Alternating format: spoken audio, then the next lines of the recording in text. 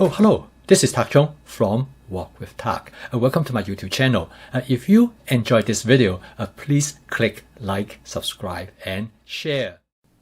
The soy tofu pup is a special kind of fried tofu. When you cut it open, the inside looks like a sponge. I purchased them that they are already fried in a package like this. However, they do not contain any preservatives, so you have to use it right away, or you can freeze it. This soy tofu pup, without any question, is one of our all-time family favorites. I'm going to cook this in my 14-inch Cucina stainless steel wok without any oil. The reason the wok looks like this is because I have used it to cook another dish earlier. I'm going to season the dish actually with fermented black soybean.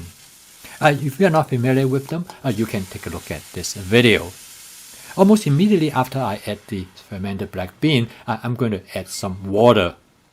The purpose for boiling the soy tofu pup in water, first of all, is to soften the texture. Second is to permeate the matrix, the sponge-like matrix, with fluid. The sponge will suck up the water readily and make the soy tofu pup almost like a pocket of soup. The reason I cook the soy tofu pup separately is because I can better control how soft the tofu will be. Next, I'm going to season the soup, first of all with some oyster sauce and followed by some hoisin sauce. For my friend Mary, the soy tofu pup is her favorite food, and she is an expert in cooking them. She told me that it is very important you cook them long enough so that you soften the skin of the soy tofu puff. Furthermore, you will allow the sponge-like matrix to suck up as much fluid as possible. Next, I do a quick taste test to make sure the sauce is exactly how I would like them. Next, I'm going to add some dark soy sauce to both make the sauce a little bit saltier and also give it some color.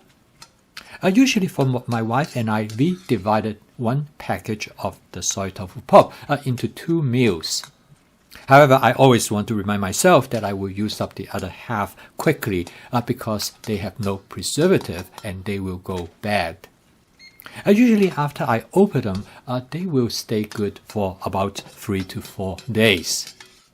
So okay, they look more or less done. So next I'm going to create a gravy-like sauce using some cornstarch.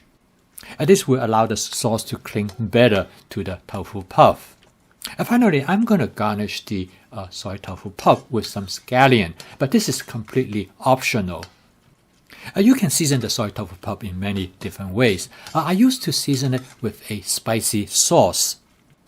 I don't do that anymore because I am getting older. My stomach is not handling it very well. However, if you like spicy food, that's a wonderful way to season the soy tofu puff. Okay, now it's almost ready. You can see that it has absorbed most of the sauce. I'm going to use the soy tofu pup to layer over a vegetable dish that I have cooked earlier. In the past, I used to cook the soy tofu pup together with the vegetables. But in this case, I was unable to control the texture of the soy tofu pup exactly how I would like them. Mary told me that it is much better you cook them separately. Because you want to cook them long enough so they can fully absorb the sauce. Furthermore, you want the skin to be nice and soft. The soy tofu pup is wonderful to use as a meat substitute. In another video, I will show you how I cook this vegetable dish.